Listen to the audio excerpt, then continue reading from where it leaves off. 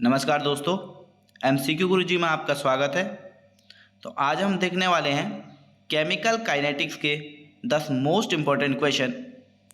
तो आप इस सीरीज़ में देख सकते हैं हमारा पहला क्वेश्चन जो है the terms minus D X upon D T in a rate equation refers to.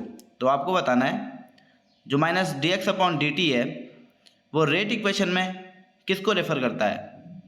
तो ऑप्शन आप लोगों ने पढ़ लिए होंगे, पॉज करके आप ऑप्शन पढ़ सकते हैं।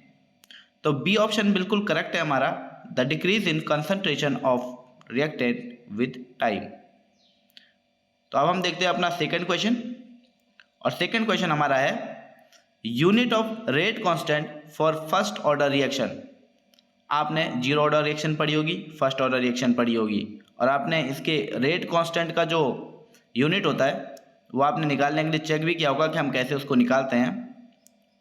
तो चार ऑप्शन आपने पढ़ लिए होंगे, आप पॉज करके ऑप्शन देख सकते हैं।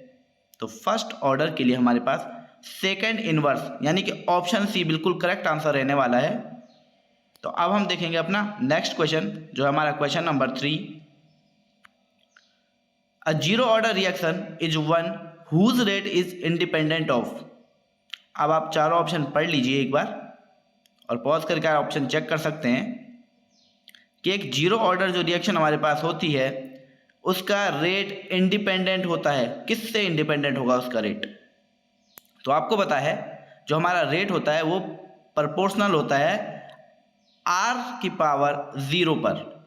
अगर आर की पावर यानी कि रिएक्टेंट की पावर 0 पर, तो हमारा फर्स्ट ऑप्शन बिल्कुल करेक्ट होने वाला है, the concentration of the reactants.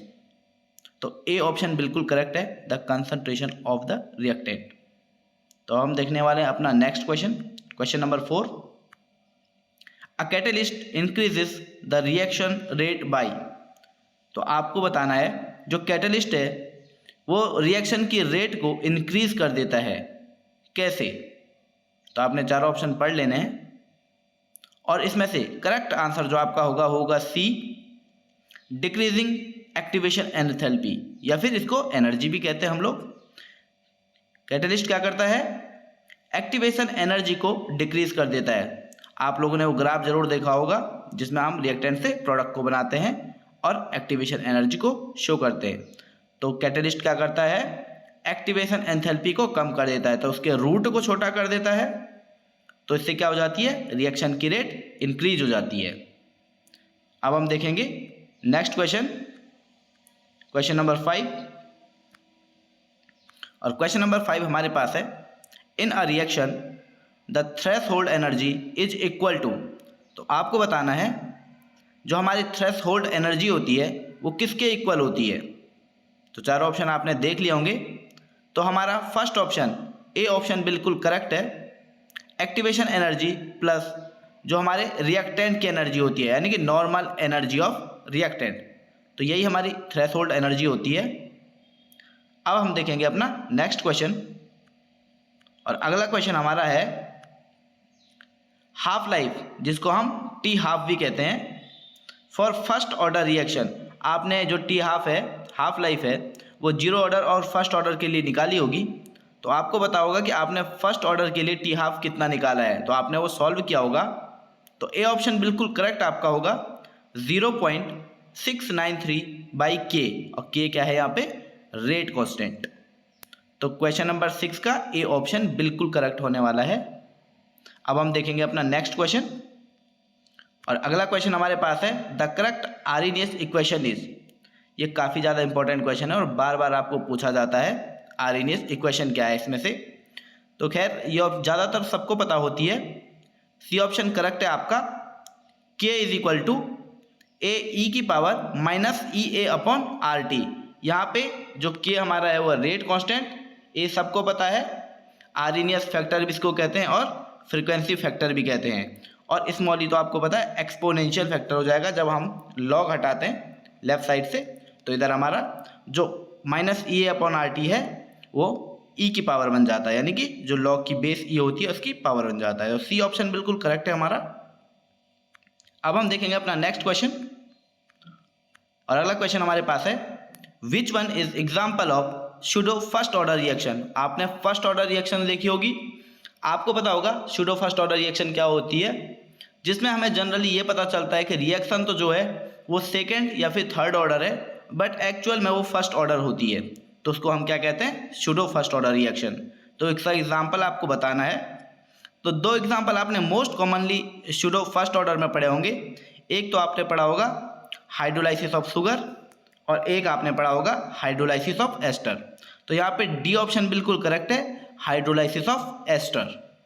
अब हम देखेंगे अपना नेक्स्ट क्वेश्चन, और अगला क्वेश्चन हमारे पास है question number 9। For the reaction A+2B = C, rate is given by R = A और B की power 2, then the order of the reaction is. तो आपको पता है हम ऑर्डर ऑफ रिएक्शन को कैसे निकालते हैं, जो हमारे रिएक्टेंट होते हैं उनकी जो पावर होती है उनकी पावर्स को हम क्या कर लेते हैं, ऐड कर लेते हैं। तो आप देख रहे होंगे यहाँ पे जो A है उसकी पावर 1 है और B की पावर 2 है, तो क्या हो जाएगी हमारी ऑर्डर 3 होने वाली है। तो क्वेश्चन नंबर 9 का ए ऑप्शन बिल्कुल करेक्ट है, 3। यहाँ पे रिएक्शन का ऑर्डर क्या हो जाएगा, 3। अब अगला क्वेश्चन हमारा और लास्ट क्वेश्चन है, और एक क्वेश्चन आपके लिए होमवर्क में दिया जाएगा जिसका आंसर आपने कमेंट सेक्शन में देना है।